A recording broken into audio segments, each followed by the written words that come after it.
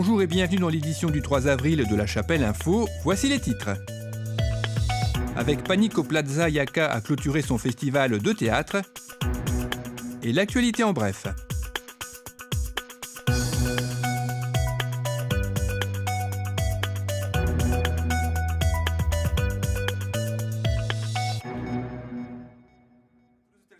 Après la pièce Drôle de couple, c'est Panico Plaza, mise en scène par Claudine Lefebvre, qui s'est jouée les 27, 28 et 29 avril dans la salle polyvalente de Vémacar, marquant ainsi la fin du festival de théâtre organisé par Yaka. L'histoire est simple, un ministre se retrouve coincé avec sa maîtresse dans une suite d'un grand hôtel parisien avec un cadavre sur les bras. Une comédie hilarante pleine de rebondissements qui a largement séduit le public. Comme la semaine précédente, les comédiens étaient tous amateurs et ils font partie de la troupe des Décalés dirigée par Claudine Lefebvre. On a passé une merveilleuse soirée. Je pense que tout le public qui était présent ici ce soir, il y a eu des rires du début à la fin, on va dire. Et ma foi, mes comédiens ont joué d'une façon merveilleuse, parfaite, très professionnelle, comme depuis des années maintenant que cette troupe est formée, les Décalés. Franchement, merveille, merveille, que du bonheur, que du bonheur. Je suis espagnol et puis c'est mes débuts. Vous voyez, j'ai fait la bonne. Je suis en CDD dans cet hôtel. J'espère qu'ils vont m'embaucher parce que j'aime bien faire les lits. Ah, le micro, ça s'arrête pas.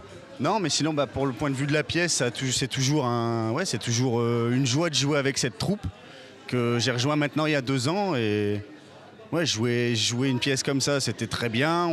C'est parfait pour les décors, donc il n'y a rien à dire. Ça a encore été une fois du bonheur et vivement samedi et dimanche, en espérant qu'il y ait beaucoup de monde qui vienne. Voilà.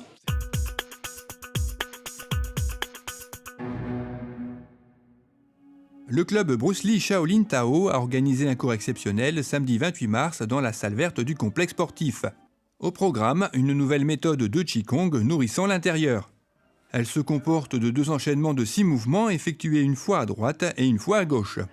Elle a pour bienfait de renforcer les os et les tendons, de tonifier les 4 membres, de réguler les organes et les entrailles, en harmonisant l'énergie et le sang, le travail de la respiration se faisant tout en spirale. Le nombre de places était limité à 50 personnes, les frais de participation de 5 € étant reversés à une œuvre caritative. L'Association des Jardins Ouvriers a célébré ses 90 ans d'existence, samedi 28 mars, dans la salle Jean-Paul II, située près de l'église Saint-Va.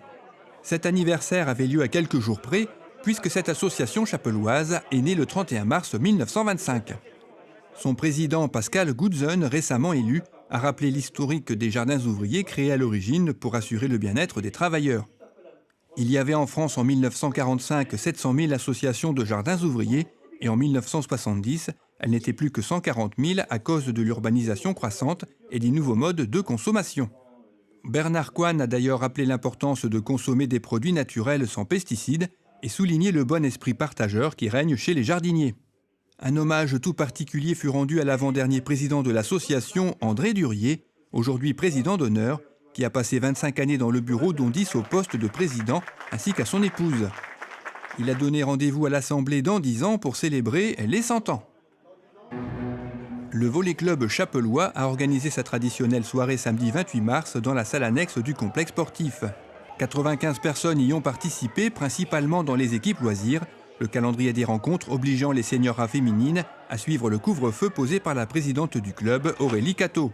Et c'est un des sponsors du club FT Prod, spécialisé dans l'événementiel, qui s'est chargé quant à lui de l'installation technique.